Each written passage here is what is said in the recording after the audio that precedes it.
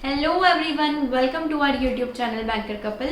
RBI grade B के eligibility criteria से related बहुत सारे डाउट्स बहुत सारे एस्पायरेंट्स को होते हैं जो एकदम न्यू है या जिन्हें आइडिया नहीं होता। लास्ट टाइम जो नोटिफिकेशन आया था उसमें क्या क्या इसकी एज लिमिट थी, क्या एजुकेशनल क्वालिफिकेशन रिक्वायर्ड थी, और भी क्या क्या एज रिलैक्सेशंस यहाँ पर मिलते हैं, कितना परसेंटेज चाहिए होता है ग्रेजुएशन में, पोस्ट ग्रेजुएशन में, ये सारी चीज़ें हम इस वीडियो में डिस्कस करेंगे।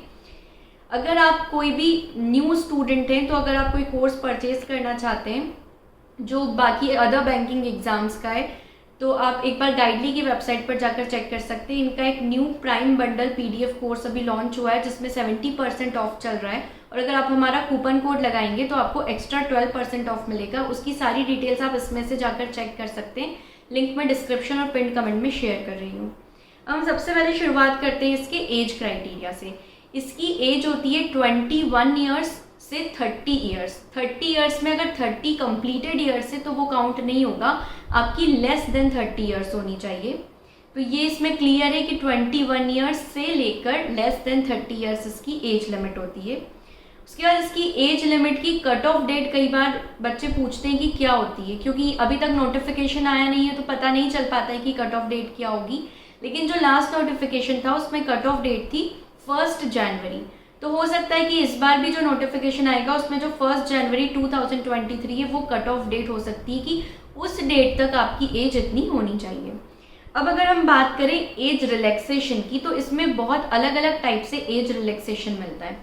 सबसे पहले अगर आप एससी या एसटी है तो आपको 5 ईयर्स का एज रिलैक्सेशन मिलेगा। अगर ओबीसी है तो 3 ईयर्स का एज रिलैक्सेशन मिलता है। एक नया क्राइटेरिया इसमें जो मैंने देखा कि अगर आप एक्स बैंक एम्प्लॉयज़ है जिनकी जो सर्विस है वो टर्मिनेट हो गई है या तो इकोनॉमी रीजंस के कारण या फिर बैंक लिक्विडेशन में चला गया उसके कारण, और अगर उन्होंने 1 साल वहाँ पर सर्विस की थी तो अगर ये कोई कारण है तो 5 साल का एज रिलैक्सेशन आरबीआई देता है। उसके बाद अगर एक्स सर्विसमैन है तो भी 5 ईयर्स का एज रिलैक्सेशन होता है, और इसके बारे में काफ़ी डिटेल्स नोटिफिकेशन में है तो आप लास्ट नोटिफिकेशन एक बार देख सकते हैं।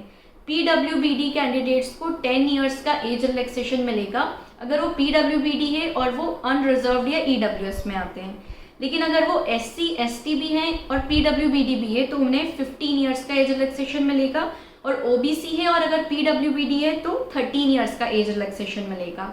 एक और चीज़ इसमें है कि अगर आपने एमफिल किया हुआ है तो आपकी अपर एज लिमिट 32 ईयर्स होगी, और अगर आपने पीएचडी किया है तो आपकी अपर एज लिमिट 34 ईयर्स होगी। ये सब तो एज रिलैक्सेशन हो गए। अब एक इम्पॉर्टेंट एज रिलैक्सेशन जो बहुत सारे लोगों को नहीं पता होता है जो तैयारी कर रहे हैं कि अगर हम ऑलरेडी वर्किंग है, कहाँ कहाँ पर वर्किंग है वो मैं आपको बता देती हूँ। एज एन ऑफिसर वर्किंग है अगर आप शेड्यूल्ड कमर्शियल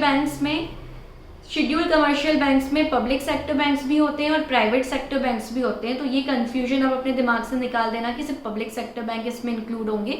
अगर आप आईसीआईसीआई बैंक में या एचडीएफसी बैंक में या जो भी बैंक शेड्यूल्ड कमर्शियल बैंक होते हैं, आप एक बार जाकर देख सकते हैं कौन कौन से बैंक इसमें आते हैं। तो अगर आपने वहाँ पर काम किया एज एन ऑफिसर तो आपको एज रिलैक्सेशन मिलेगा। अगर आप पब्लिक सेक्टर इंश्योरेंस कंपनीज में वर्क करें जैसे LIC, NIACL, NICL, Oriental, United, इन सब और भी काफ़ी कंपनीज है, ये पूरा डिटेल में नोटिफिकेशन में आप देख सकते हैं। तो यहाँ पर अगर काम किया है तो भी मिलेगा, या ऑल इंडिया फाइनेंशियल इंस्टीट्यूशंस जैसे एग्जिम बैंक, नाबार्ड, सेबी और सिडबी। नाबार्ड, NHB और सिडबी, सेबी नहीं लिखा है इसमें। एक बार इसमें भी कौन कौन से ऑल इंडिया फाइनेंशियल इंस्टीट्यूशंस होते हैं ये भी आप एक बार जाकर देख सकते हैं। तो यहाँ पर अपर एज लिमिट मिलती है। अब कितनी मिलती है और कैसे मिलती है, इसमें यह है कि आपने कितने साल वहाँ पर काम किया है उतने साल का आपको एज रिलैक्सेशन मिलेगा। अगर आपने 1 साल काम किया है तो आपको 1 साल का एज रिलैक्सेशन मिलेगा। जैसे आपने 30 ईयर्स आपकी एज लिमिट है इसमें, तो अगर 30 ईयर्स है तो अगर आपने 1 साल बैंक में काम किया है और वो 1 साल में प्रोबेशन पीरियड काउंट नहीं होगा। यहाँ पे क्लियरली लिखा हुआ है कि अगर आपने प्रोबेशन पीरियड जो है वो आप हटा दें एज रिलैक्सेशन काउंट करने के लिए। जैसे मान लीजिए मैंने 4 साल बैंक में काम किया जिसमें मेरा 2 साल प्रोबेशन था, तो मुझे 2 साल जो प्रोबेशन के अलावा है उसका एज रिलैक्सेशन मिलेगा, मतलब 32 ईयर्स मेरी अपर एज लिमिट हो जाएगी। लेकिन जो मैक्सिमम अपर एज लिमिट है वो 33 ईयर्स की है। अब ऐसा नहीं है कि किसी ने 5 साल बैंक में काम किया है तो उसको 5 साल का रिलैक्सेशन मिलेगा। जो मैक्सिमम रिलैक्सेशन है वो 3 इयर्स का ही होगा। तो आई थिंक इसमें आपको कोई डाउट नहीं होना चाहिए। 33 इयर्स इसकी अपर एज लिमिट है, लेकिन अगर आपने बैंक में 1 साल ही काम किया है तो आपको 31 इयर्स ही रहेगी आपकी अपर एज लिमिट। ऐसे ही बाकी इंस्टीट्यूशंस का भी सेम है। इसमें प्रोबेशन पीरियड काउंट नहीं होगा, ये बिल्कुल ध्यान रखिएगा। अब बात करें हम एजुकेशनल क्वालिफिकेशन की, तो ये भी बहुत सारे लोगों को कन्फ्यूजन होता है कि क्या इसमें परसेंटेज क्राइटेरिया होता है ग्रेजुएशन का। तो हाँ, इसमें ग्रेजुएशन का परसेंटेज क्राइटेरिया 60% आपके ग्रेजुएशन में होने चाहिए या फिर 55% पोस्ट ग्रेजुएशन में होने चाहिए। दोनों में से अगर कोई भी केस में अगर आप फुलफिल कर रहे हैं तो हो जाएगा। मान लीजिए किसी के 50% ही है ग्रेजुएशन में और उसको आरबीआई देना है, तो वो पोस्ट ग्रेजुएशन कर सकता है और उसके बाद उसके 55 से ज़्यादा होंगे तो वो इस एग्ज़ाम के लिए एलिजिबल हो जाएगा। बहुत सारे लोग ये भी पूछते हैं कि पोस्ट ग्रेजुएशन जो है वो अगर हमने डिप्लोमा किया है 1 साल का तो क्या वो इसमें काउंट होगा, तो नहीं होगा। क्लियरली नोटिफिकेशन में लिखा है कि ग्रेजुएशन मिनिमम 3 इयर्स का होना चाहिए और पोस्ट ग्रेजुएशन मिनिमम 2 इयर्स का होना चाहिए। ये दोनों क्राइटेरिया अगर है तो ही आप इसमें एलिजिबल होंगे। उसके बाद अगर एक्सपीरियंस की बात करें तो इसमें कोई प्रायर एक्सपीरियंस नहीं मांगा है, ना ही डिज़ायरेबल है। ऐसा नहीं है कि जिसको प्रायर एक्सपीरियंस होगा उसको प्रायोरिटी मिलेगी। कई एग्जाम्स में ऐसा होता है जिसमें वो लिख देते हैं कि अगर वो आप इस फील्ड से हैं तो आपको प्रायोरिटी मिलेगी। इसमें ऐसा कुछ भी नहीं है। अगर आप में कोई एक्सपीरियंस है या कुछ आपने नहीं भी किया है तो भी दोनों को इक्वली चांस रहेगा इंटरव्यू में, ऐसा कोई डिफ्रेंसिएशन यहाँ पर नहीं होगा।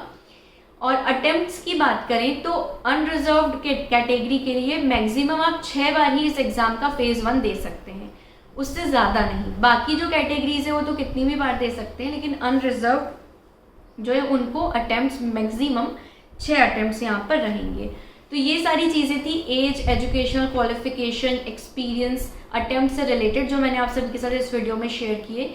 इसके बाद मैं जॉब प्रोफाइल, ट्रांसफ़र, प्रमोशन से रिलेटेड भी एक वीडियो लेके आऊँगी आरबीआई ग्रेड बी का, क्योंकि अब नोटिफिकेशन कभी भी आ सकता है इसका।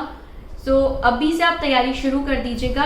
ये सब जो है बहुत सारे लोगों को बहुत डाउट्स होते हैं इस चीज़ में। अगर फिर भी कुछ चीज़ मुझसे रह गई हो और अगर आप कुछ डाउट हो तो आप कमेंट सेक्शन में पूछ सकते हैं, मैं कोशिश करूँगी उसका रिप्लाई करने की। Thank you so much for watching this video and don't forget to like, share and subscribe our YouTube channel. Thank you so much.